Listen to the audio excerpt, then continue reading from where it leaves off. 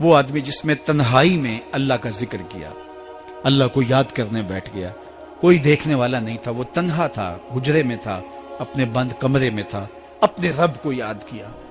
اللہ کی یاد کرتے کرتے اس کی آنکھوں سے آنسو ٹپکنے لگے، اس کی آنکھیں آنسوؤں کا خراج دینے لگی۔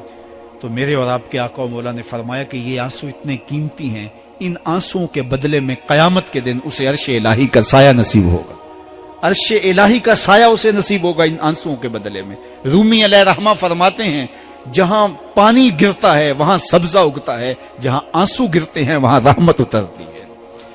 تو اس لیے جو اللہ کی یاد میں رونے کا لطف ہے اور اللہ کی یاد میں آنسو بہانے کا اجر اور صلہ رکھا گیا ہے، یہ گناہوں کو دھو ڈالتا ہے، یہ اندر کی صفائی اور ستھرائی کا سبب اور ذریعہ ہے۔ میرے اور آپ کے آقا و مولا نے فرمایا راتوں کی تنہائیوں میں اٹھ کے قرآن پڑھا کرو اور قرآن پڑھتے ہوئے رویا کرو۔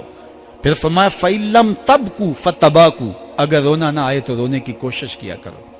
حضرت داتا گنج بخش علی حجویری سے ایک مرید نے کہا حضرت اگر رونے کی کوشش کریں پھر بھی رونا نہ آئے، فرمایا پھر اپنے مقدر پہ رویا کرو۔ تم اتنے سنگ دل ہو گئے ہو کہ تمہاری آنکھیں آنسوں کا خراج نہیں دیتی۔ جو رونا نہیں جانتا وہ اللہ کی رحمتوں کو اور اللہ کی کرم نوازیوں کو کیسے سمیٹ پائے گا؟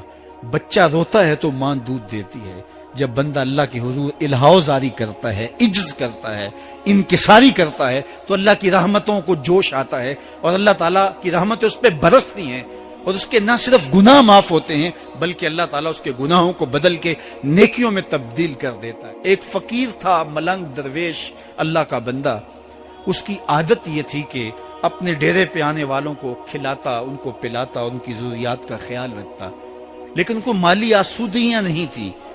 ہوتا یہ تھا کہ بعض اوقات لوگ آتے تو ادھار لے کر کے وہ لوگوں کو کھلا دیتا۔ خیر چونکہ فقیر کا مزاج یہ ہوتا ہے کہ لوگ آئیں اس کے ڈیرے سے کھائیں، بابا بلے شاہ نے بھی کہا تھا نا اٹ کھڑک کے دکڑ بجے تتا ہووے چلا، آن فقیر کھا کھا جاون راضی ہووے بلا۔ یہ فقیروں کا مزاج ہے، تو جو بھی آتا اس کے ڈیرے سے کھاتا اور وہ ادھار اٹھا اٹھا کے لوگوں کی ضروریات کو پورا کرتے رہتے۔